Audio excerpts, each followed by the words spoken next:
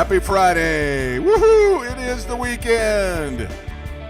Welcome to Expanding Your Search and Shopping for Directions. Hi, everybody. It's Brent Bailey, and it is another great day to be alive. I hope you're having a great day wherever you are. Hey, listen, if you aren't, at least the end of the day is almost here, and you can sail right into the weekend. We are so excited to be with you today. Got a great show planned for you today. I got a fella on the show who I've known since he was born, and I'm real excited to have Blake Hagin. We're going to be talking about expanding a second chance, and that's what you want to tune in for today.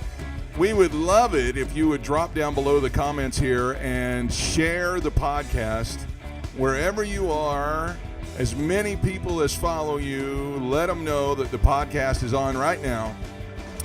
Blake's going to be coming on here in just a few minutes to talk about his story, which is a true story of redemption and second chances, and we can't wait to get him out here. So, with that being said, how about if we get this show started today? Would that be all right?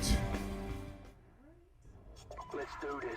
All right. I'm joined right now over at the tech booth by Jody and by Luke. And guys, I hope you're having a good day so far. It is a good day here in the studio, isn't it? Yeah, it really is. It's a nice energy in the studio, isn't there? It's yeah. We prayed and asked God to do the show with us today. Yeah. That's the first time we asked him to do the show with us. So.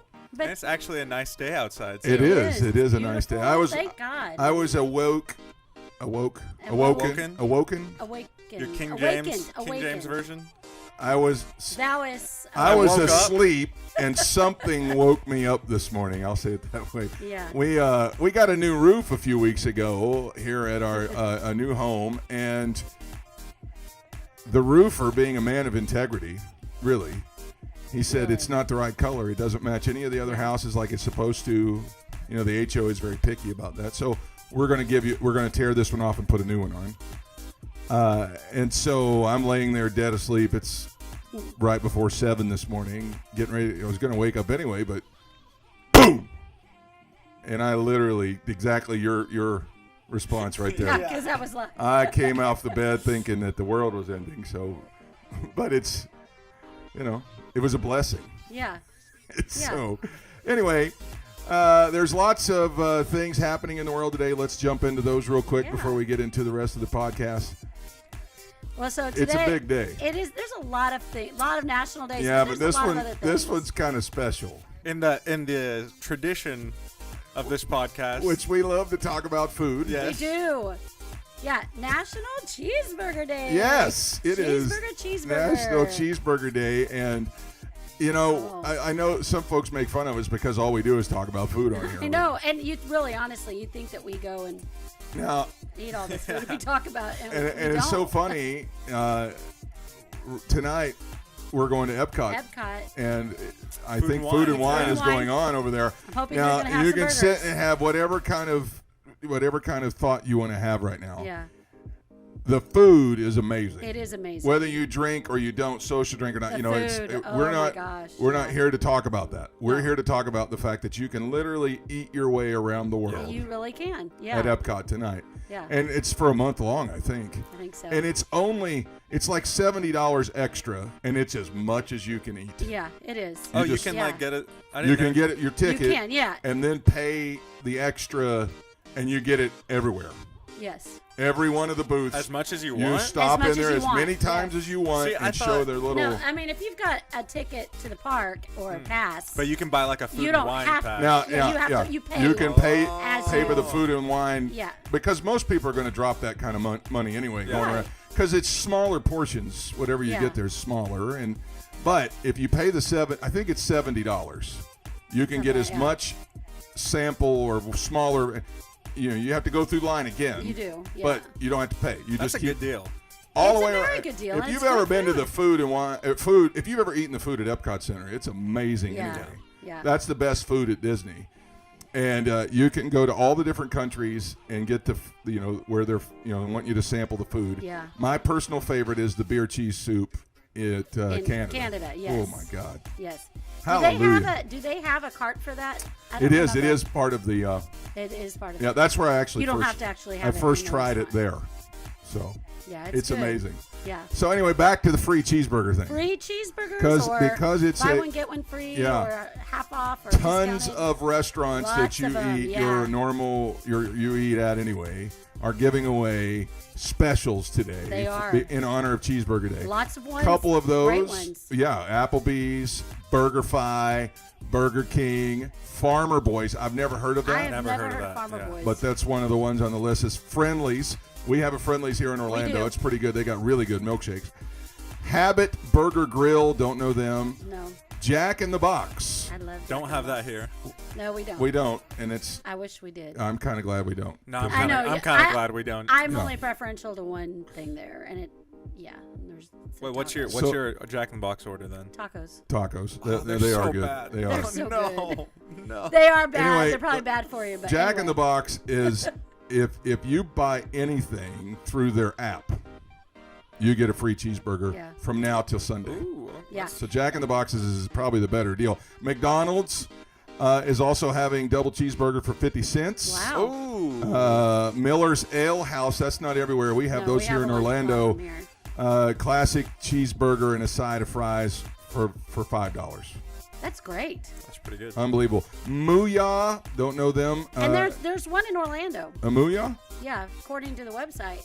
Mooyah! I have no idea. We've never. Yeah, who knows where it is? Right. Anyway, But their burger looks O'Charlie's, so good. Red Robin, Ruby Tuesdays, Smash Burger, Steak and Shake. All these people should be sponsoring the show. Wayback Absolutely. Burgers, Wendy's, Whataburger, and White Castle all have big specials on their cheeseburgers. Did you mention today. In-N-Out? It's not on the list. They don't have. Come on, In-N-Out. Whataburger's another one I'm surprised we don't have here. Yeah. They're really popular in Oklahoma and Texas. They are. So Yeah. in the Midwest. I will. Speaking of cheeseburgers, I did see where there is a crowd voting of the best cheeseburgers in the fast food market. Okay. No surprise, In-N-Out's double won. Yeah. They were number one.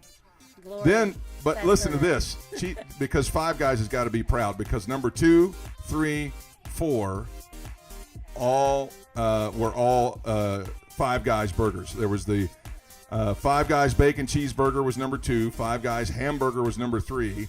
The Five Guys cheeseburger was number 4, and then the number 5 cheeseburger of the day, Whataburger's original Whataburger. So what's out of like a drive-through fast food? That's What's it. Yeah, but Five Guys doesn't have a drive-through. That's true. They don't have I'm a- just but saying, they are out, fast out food. of like a drive-through fast food, what's your favorite? It's In-N-Out. cheeseburger? It's hands down. It's not even In-N-Out. here though. East Coast. No, It doesn't but it matter doesn't until when matter. you have one, your life changes. Yeah, I'm not joking, and I know there's a lot of Yeah. folks listening to us in Oklahoma today that have traveled to the West Coast. I was They'll gonna tell say- you But isn't there one in Texas? There's one in Texas. there is in Dallas. People will Dallas, actually yeah. spend the day and drive to Dallas because there's 5 of them in I Dallas. would do it if we lived there still. Yeah. I'll just go to In-N-Out. Wendy's. Have you ever had an In-N-Out Oh, burger? No. good That's grief, why you're no. saying that. Yeah. In-N-Out. I'm not burger gonna is drive. awesome. I'm not gonna drive 6 hours for a burger. That's a No, 12-hour it's day. worth it. It's only Well, you'll spend about 3 30 to minutes 4 in hours line. if you drove from Tulsa. Anyway, all right. Moving on, our cholesterol is all shot up Yeah. about Just from 1,200 My talking blood about pressure it. went up. So it's free So good, cheeseburger day or happy cheeseburger day. What else is happening today? We have, I mean, there are a lot of other things, but National Prisoner of War and Missing in Action Recognition Day. That is something that, we haven't experienced ourselves. I mean, as far as family members, but there are a lot of families that have had We sure experienced that. that's right. And we do know a lot of folks that have That- served in the military exactly. that maybe even know somebody Yeah. who was killed in action or Yeah. whatever. And so, of course, we take that time Yeah. to recognize those Yeah. folks, and our hearts and prayers go out to their families. So Yeah. here's something really interesting that as we were getting ready for the show, we discovered this. How many of you grew up watching The Fresh Prince of Bel-Air? Definitely. Come Yeah. on. Yep. Yeah. I was shooting absolutely. Big some time. B-ball Right. outside. Yeah. And a couple of thugs that were up to no good started Started making making trouble in In my my neighborhood. Yeah, neighborhood. my mom got scared. Yeah. Anyway, Will Smith, who played the Fresh Prince, and his buddy Jazzy Jeff they've purchased the mansion from the Fresh Prince of Bel-Air and are actually renting it out Yeah. as an Airbnb for $30 a person Crazy. per night. That's not bad, though. That's not a bad deal. To get to stay in that so good. iconic of a place. Does it really look like that inside, though? I doubt it. They showed pictures, yeah. Does it? They like made the rooms to like look certain I know ways. that that's it very looks really popular cool. right now. I saw that they did that to the Brady Bunch house. They went into, because it didn't look anything like that. They went in and actually used the surviving Brady kids to do the remodel. Right. It's like a do-it-yourself network show. Yeah, it was. And they made it look. They had to remodel it majorly to make it look like it. So if it really does look like that, that'd be kind of cool. Another very thing cool. that's going on, the console wars are going on pretty hardcore It's right true. now. Yeah. It's true. I saw that Xbox and PlayStation. Xbox S is going to be dropped in November. It's all digital version of the Xbox X, which is coming out around Christmas. Mm-hmm. Yes. And it was a little cheaper. It was going to be about $100 to $299 or something like that. But then PlayStation announced today. Yeah. Or when was that? It was a couple Yesterday, I days think. ago or yesterday, but they were doing pre-orders and they sold out in like 30 minutes. Of the full version, right? The full version. Right? I It think wasn't all of them, all of them. all, yeah. everything that they put out sold So out. that means Peyton's going to be really mad because at Christmas that's what he was expecting. He sold his I know. PlayStation 4. Well, I mean, it doesn't mean they can't make any more. That's true. They will. That's true. But the graphics look amazing. They do. So, Yeah. parents and grandparents that are thinking about buying PlayStation and Xboxes, you better get on it because there's going to be a we shortage better get of on them. it. It's going to be a really hot item this year. It is. Yeah. So, all right. Well, let's get to our guest today. Man, I've known this fella since he was a youngster. I remember when we moved to Tulsa to go to work for his family. I was sitting on the pool deck at his parents' house, and he was maybe 3 or 4 years old, just a little guy. And he came and he sat down in the chair next to me, and I was like, "Aw, so sweet, so nice." And he handed me these little flippers. They were, just little small kid flippers because he had his life jacket on. He was going to go jump in the. And he wanted to put his flippers on, and he said, "Hey, will you help me?" And I said, "Sure." So I'm putting them on, and he looks at me, and he says, "You're a pretty big guy." And I'm like, yeah, I am kind of a big guy. And then he sits back in his chair, and he pats his tummy, and he goes, "Fat." Hey, I want to thank him before he comes on the show. He prepared me to be able to raise boys, because I remember that day. He and his brothers were climbing up the slide, and I was like freaking. I remember, no chaperoning. no, around I mean or- and I was like, oh my gosh, somebody is gonna die. It's not like- I mean, somebody is gonna Yeah, fall and crack their head. let me rephrase that, because it's not like we weren't all there, but No, we were all there, but they just yeah. went right up the sliding board and were standing up on the top, no hands. Oh my gosh. Yeah. So I remember thinking, we don't have kids yet, but That was the day oh, the dear seeds got Jesus, planted, yeah. right? Yeah. Yeah.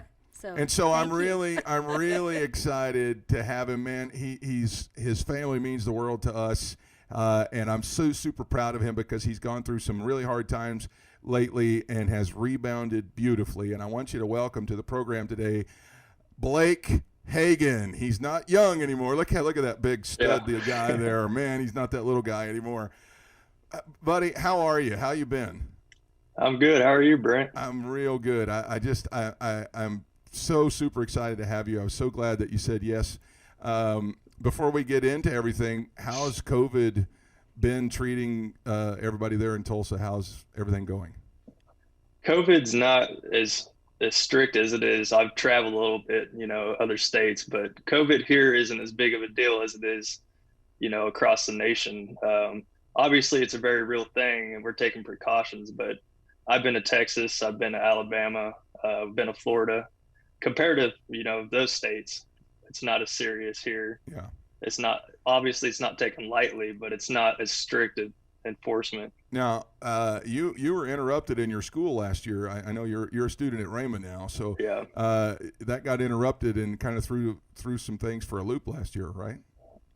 Well, actually, I had planned on taking that semester off. I followed the voice of God in my life.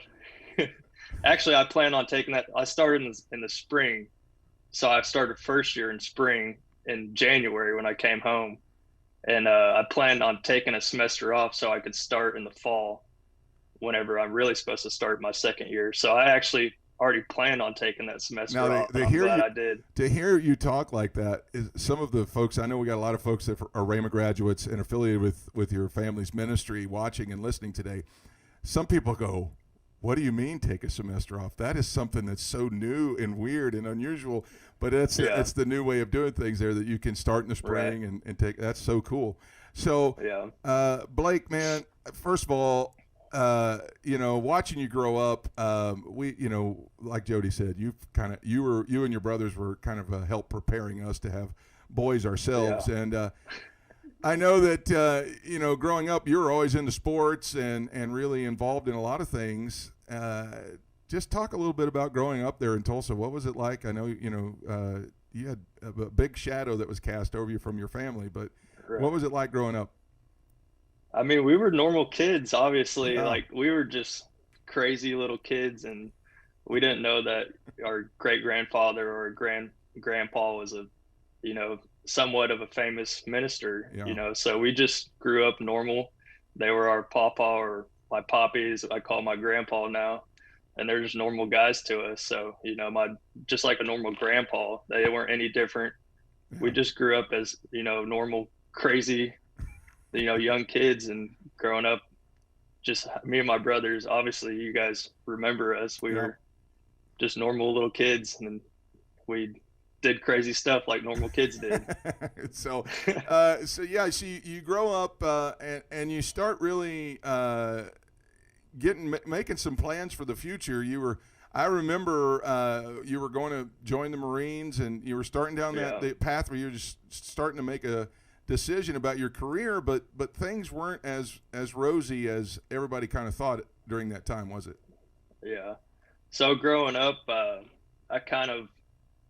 was kind of the black sheep of my family, really, in a way where I was very, open-minded and experimental to go out into the world and try things on my own, and try to kind of getting away from God, and, just experimenting and getting around the wrong crowd necessarily. And I got involved in drugs at an early age.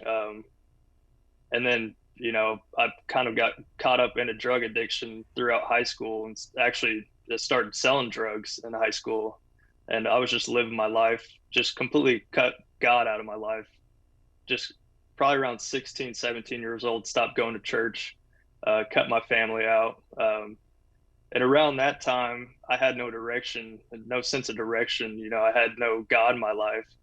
I believed in God, but I didn't want to be a Christian necessarily, or go to church, or do things that a Christian would do. And so I was looking for a sense of direction, and a sense of trying to get away from my addiction and trying to get away from my problems. And that's when I decided I was going to join the Marines and try to be a Marine to actually escape from my problems. And I felt like there was some sense of structure in my life. And so I decided, hey, this is probably my best option. Go to the Marines, get away from, negative people around here. That's not Christian people, but people who, were of the world and pulling me into my addiction. So that was kind of my escape, was try to enlist in the Marines. So when you're there and you're making these kind of decisions, what, if you can remember, what do you think it was that maybe kind of pushed God away? Was it the fact of living right, or was it this? Do you even know? Why did you push God out of your life? Honestly, I just saw so many, not necessarily like hypocrites, but people who said they were Christians.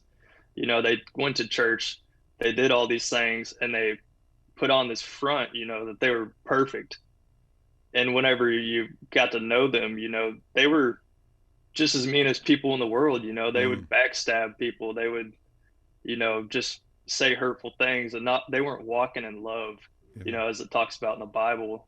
And that kind of pushed me away from, being a Christian, or trying to put on a front, or trying to act like somebody that I wasn't. I wanted something that was real. I wanted something that, if you said you were something, that you acted on it, and you lived by his word. And I saw a lot of that, and I saw a lot of the judgmental people, it kind of pushed me away at an early age. And my parents got divorced when I was young, 8, 9 years old. And that kind of had an impact on me. And it kind of, Sure. you know, I kind of had a split household. So I would go to my dad's house and the rules were different, because there were so many kids. My dad, he has 4 stepchildren, and then me and my brothers, we'd all get together. There was a whole lot of, just it was just a whole different environment. And then we go to church with my dad at Rhema, obviously, and then we go to a different church with my mom. So I never got established really growing up. And obviously I was going to Rhema because my family, Sure. my dad's side is, involved in Rhema, but I just never really found friends in the youth group. I remember when you were the youth pastor, but I could never really find a good set of friends to stick around to keep me established in the church and to keep me, going to church faithfully growing up. Yeah. If that makes sense. Yeah, no, totally. I know that I was a high school when you were starting to come up. I was on my way out at that time. But I do remember when you did come up and you were coming around. It was we didn't see as regularly as we wanted to. So I totally understand that and get that part of it. Now let's get into the meat of it here. Now you made some bad decisions during these times of addiction that led to some pretty bad things. Yeah. So during, probably I would say I always, struggle with marijuana, alcohol, at a young age, 12, 13 years old. I started really early, just getting around the wrong people. And I just, I think I was just trying to find myself and find my sense of direction in the wrong things and the things of this world. And so around that time, I just started with alcohol, marijuana, and it was an occasional thing. It wasn't all the time. And then around the time I started driving is really, 16 is when I really fell off and really, truly, completely cut God out. I mean, obviously, at that time, 12, 13 years old, I didn't have a choice to go to church or not, So if my parents were going to church, I was going to church. Right. And I think around 16 when I started driving, I kind of had that option if I wanted to go to youth group or not. And so I just got caught up with the wrong, even farther and farther spiraling into my addiction. And I got involved in pills. And that's where, pills and harder drugs is where my mind completely got altered. And I just started making terrible decisions, started hanging around even worse and worse people pulling me down. And it was around 17, like I said, I was selling drugs to fuel my addiction. And that's where, even farther and farther, that's where I completely just cut God out. I stopped going to church completely, started stealing from my family, just doing shady stuff, just stuff that I had no business doing. And it was just because, my mind was so altered and the devil had such a hold on my life from just doing these drugs and being around the people I was being around. Around 18, like I said, I, enlisted in the Marines, but I was trying to find a way out. I was still in my addiction. I was still, full force in my addiction, actually, even at the time of enlisting in the Marines. And I was just so ready to get to boot camp. I was 9 months. I had a 9-month deployed entry program. They call it the DEP program. So you had to wait till you go to boot camp. So I was just doing PT on Tuesdays and Thursdays and training to get ready to go to boot camp. And I was just so ready for that 9 months to happen just so I could get away. Because the farther and farther I got into it, I got into a relationship with a girl who brought me down even more. And she was actually, she pulled me down even more. I was already an addict, but she pulled me, full force into an addiction. And things went bad with that. And it was around 8 months in, I was 1 month away from going to boot camp. We actually, a hard breakup, it wasn't anything godly at all. She had never been to church. She didn't believe in God. And, I ended up catching her cheating on me at the time. And I just spiraled out of control right after that. We were at a party one night and eventually saw we were selling drugs. and I had some guys that would, sell drugs for me, and they got robbed from this guy that I knew. So we retaliated and ended up, actually going and, basically doing a drive-by shooting. We shot his house up, and later on that night we got arrested. We actually got caught, and pretty really serious stuff, and that's whenever I knew that I already knew I needed to change, but that's really when it sunk in. What are you doing? What's going on? Why are you making these decisions?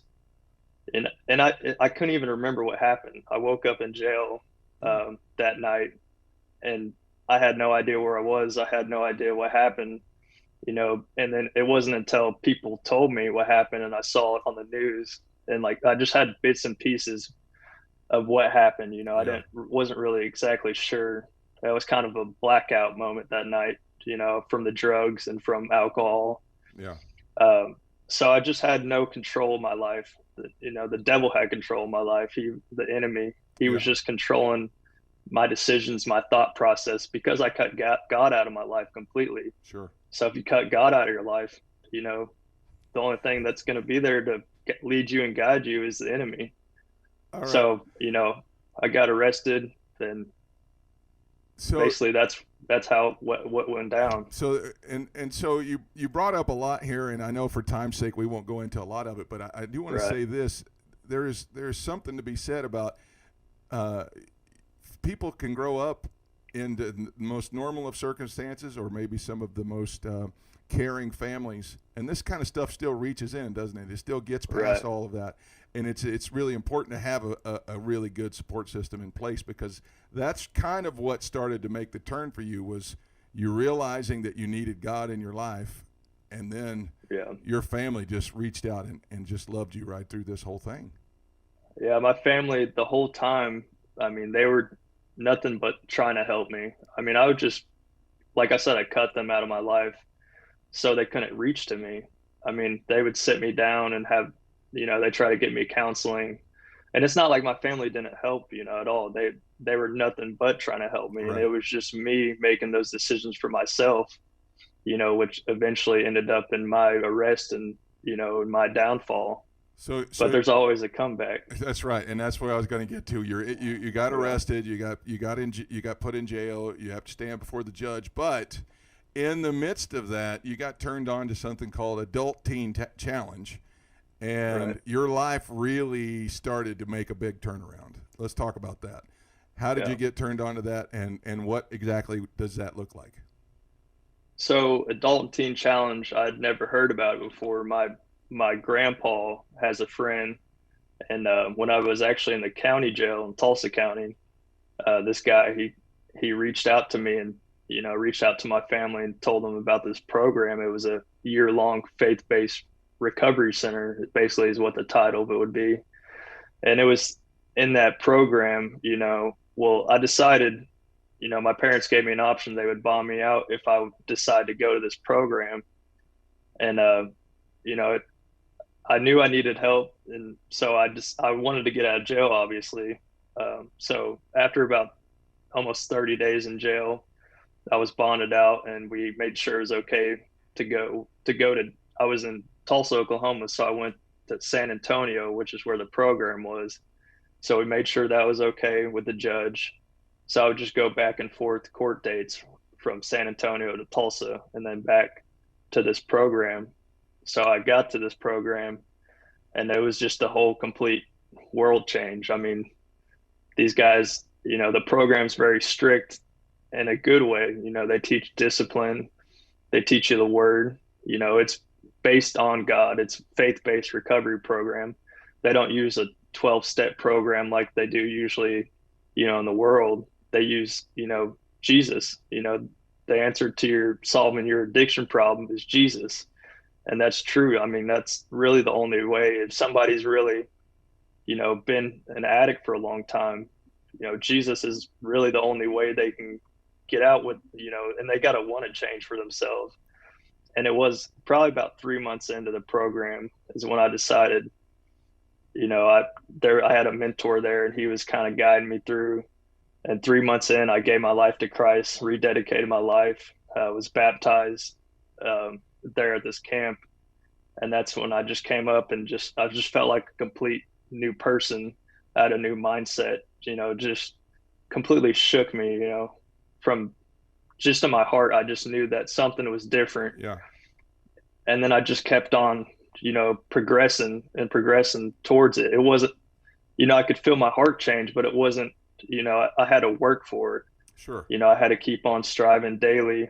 But Teen Challenge was the foundation, that got me in the right foundation to, live where I'm at today is what brought me to where I'm at today is what I'm trying to say. And you just said a very important word. That word is foundation, that you put something in place. And that was some folks will be skeptical about, jailhouse salvation and things like that.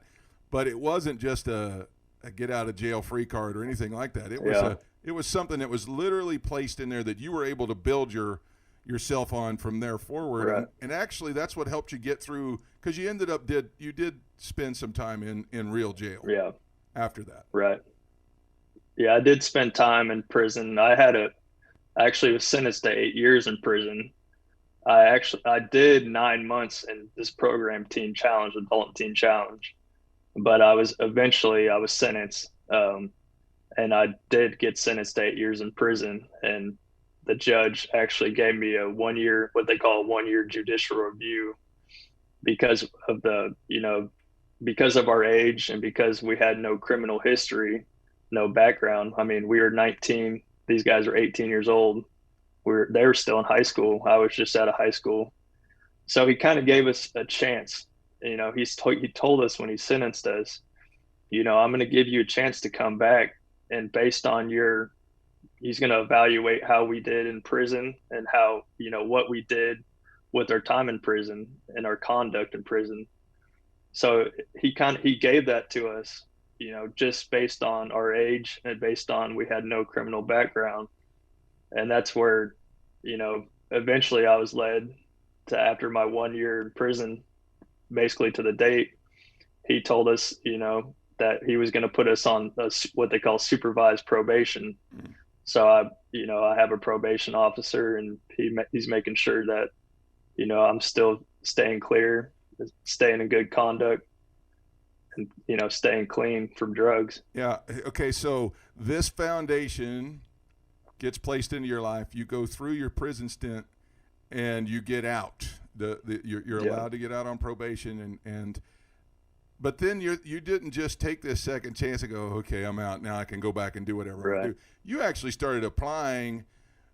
And building on this foundation, and man, what's going on in your life now is amazing. So you came out and you went right straight into Rhema, right, and started playing basketball. Right. I forgot to mention. So when I was in prison, there was a program that was affiliated with Adult and Teen Challenge in the prison system, which is actually, it's called Freedom Challenge, and there's only 2 in the United States. And the program started 8 months before I was sentenced to prison. And it was completely new for the prison system. So I got involved in that. I had the program director from Adult and Teen Challenge in San Antonio contact Freedom Challenge, and they got me in. They had a 9-month-long waiting list and got me in within a month when I was in prison. So I was still staying on that foundation of Teen Challenge and being around like-minded people who wanted to change, which helped me a lot. But so you talked about Rhema. Yeah, you got out of school and got out of prison, sorry, and you didn't do what so many folks do that have the jailhouse salvation. Yours was a real heart change, and you really decided to build on that. So then you went to Rhema, and you've been doing it. You started your own business. I mean, I don't want to give it all away, but man, you really got some good things going. Yeah. Whenever I was in county jail waiting my sentencing, I felt led by God. He was, through the Holy Spirit, he was saying on the inside, Rhema, and I didn't want to go to Rhema. I never had wanted to go to Rhema, but I knew that meant to go to school at Rhema, whenever it was the day I got out. I didn't know at that time, but I knew whenever I got out that, I just had just a peace about it whenever, I knew that that's what I was supposed to do. Cause before I didn't know what I was going to do. When I got out, where do I go? what do I do? How do I get a job? And I knew that God was dealing with me to go into ministry. I've known that since I was a young kid. I think that's another reason I ran away from God, because I didn't want to deal with all the negative sides of ministry. Yeah. And I knew without a doubt that I was supposed to go to Rhema. And, as soon as I got out, within 2 weeks, 3 weeks, I was in school in Rhema, thank God. Yeah. And I actually got on the basketball team. I think 3 days after I got out of prison, went to a basketball practice. And I was just, the guys there were, they were cool. They weren't judgmental. I just felt like everything, and I still do feel like I'm living in God's will for my life. Yeah. And right now I just got married. That's what I was going to say. The next thing you start your own business. You got married. You got a great life, and now you're traveling and ministering. And yeah. Man, what a great redemption story that is. Yeah, God, if you get a hold of God's word and get a hold, of who you are in Christ, no matter what you've done, and you set your foundation, like I said, on His word and who you are through Christ. He can change whoever it is. He changed me. If He can change me, He can change anybody. Without a doubt, I believe that. This is Blake Hagin, and man, there's so much more to the story. I listened to you when you were speaking in Alabama. I listened to the whole service, and I know that if we had the time, we could tell everything in great detail. But the key is you went from the darkest of the dark to the place that God's got you at right now, and this is just the beginning. What are you, 22 years old now? And yeah, 22. Yeah, 22, and you're just getting started in ministry. And I just want to say, we're looking forward to hearing much more great things from you and from Hannah as a team going out there and doing some great things together. Yeah, I'm excited. I'm excited for what God's got in store for us, and I appreciate you having me on the podcast today. It's been an honor. Man, it's good to see you, Brent. Blake, it's always great to see you too. And folks, if you would like to contact Blake via social media or anything like that, right there it is on Instagram at Blake Hagin. On Facebook, he's at Blake Hagin 12. I'm sure you can get a hold of him through the rhema.org website. Listen, I watched him give his first public speaking at a youth event down in Alabama. And as an old youth pastor, and was a youth pastor there for his grandparents and his mom and dad, I want to say this. If you're looking for a great youth speaker who's got real life experience to come to your event, I would highly recommend this young fella right here, because he's definitely just getting started, but his message is really going to impact a lot of people. And then, of course, the foundation that he's built his life on. And so, Blake, I'm so super proud of you, man, and I'm just so happy to see what God's doing for you and in you. And congratulations on the business, congratulations on your wife, congratulations on the freedom, man. I'm just super proud of you all the way around, and I just can't wait to hear more great things. Thanks, Brian. I appreciate it. All right, folks, that's Blake Hagin. Man, give him a shout, reach out, and have him come to your youth event and be inspired. If God can reach down and touch a young man's heart like that, man, everybody is open to it. So, Blake, thanks again. Have a great rest of your day. Tell everybody there, your grandparents, your parents, everybody I said hi, and we love them, and tell your brothers too. All right. I don't know if he heard me there at the end or not. But anyway, that's Blake Hagin. And, folks, I'm telling you, he's got a great story of redemption. Reach out and contact him. All right. Coming up Monday on the program, we are continuing along the lines of great shows. This Monday, I've got New York Times best-selling author Ken Abraham. And you think, man, that name sounds familiar. Ken Abraham has written over 12 million selling copies of books, including the famous Let's Roll. He also wrote Payne Stewart's autobiography or biography along with Payne's wife, and many other big-time famous books. He's going to be on the program on Monday, so you'll want to join me then. Thank you so much for sticking with us today. I know we went over a little bit of time, but as you could tell, that story needed to be told and it needs to be out there. Once again, that's Blake Hagin. If you would like to reach out to him, do it. We'll have his information back up at the end of the show. For Jody and for Luke, I hope you found what you were looking for today as you took the time to expand your search and stop for directions. Have a great day, everybody.